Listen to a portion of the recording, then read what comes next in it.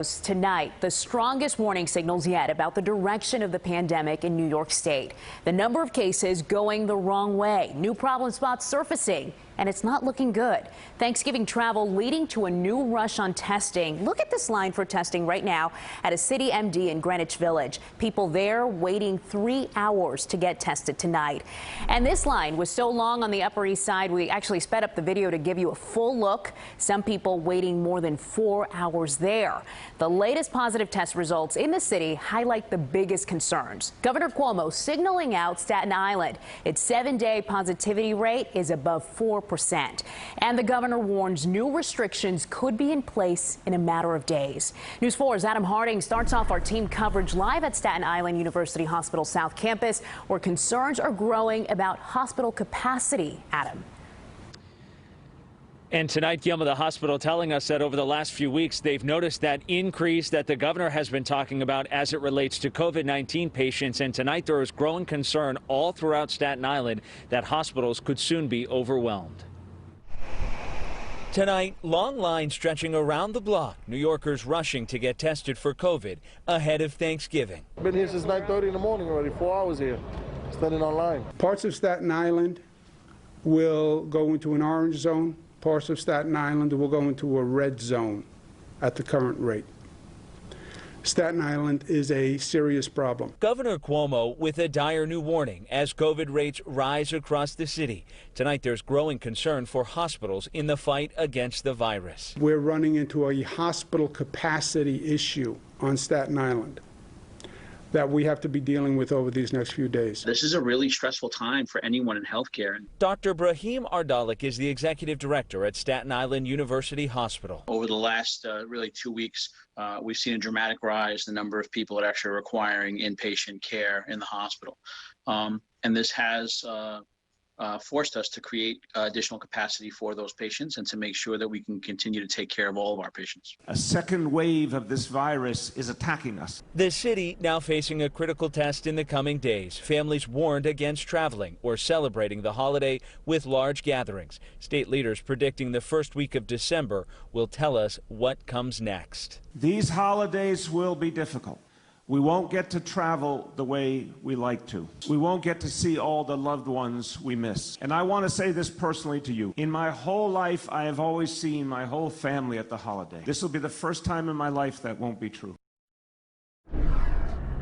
And Gilma, tonight the governor saying between December 1st and December 10th, that is when the numbers will better reflect what New Yorkers choose to do and the safety measures they choose to take over the holiday. That is when we should have an idea of how everything is going. Tonight he is saying, for your Thanksgiving plans, no more than 10 at the table. We're live tonight on Staten Island. I'm Adam Harding, News 4 New York. Adam, thank you. And the CDC urging everyone to stay home for Thanksgiving because of these alarming numbers. In the last 24 hours, we've seen more than 162,000 new COVID infections in the U.S. More than 12 million people have been infected and 250,000 people killed by the virus. That number jumping every day. Yet millions of people are still on the move for Thanksgiving. Just one example. These were the crowds at Phoenix Sky Harbor Airport earlier today. News 4's Ida Siegal live at LaGuardia Airport checking on the crowds there. Ida, what's it looking like?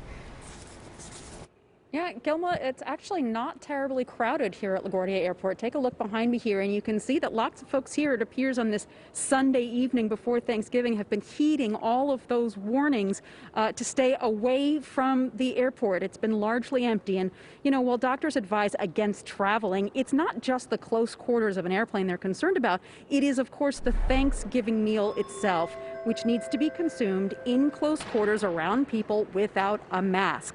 And the more people you bring into your home for dinner, the more potential you have to be exposed to the virus. Here in the tri-state area, local governors are warning folks not to have more than 10 people at your Thanksgiving table. And even further, they say ideally you should have less than that and only the people in your immediate family. We're now hitting 1 million COVID infections a week, and small gatherings are driving up those numbers. Yet, a recent national survey reveals nearly 2 in 5 Americans plan to gather with 10 people or more. If you're one of these families, please reconsider. No, I'm not too nervous. Everyone has a mask and everyone follows the rules, it seems like, so I'm not too nervous. I feel like everyone's taking the measures that they can, and I feel like we have to live our lives, so let's do what we can do and move on. And don't forget, if you're traveling outside the tri-state area, but then you are returning into New York State, there are specific guidelines from Governor Cuomo.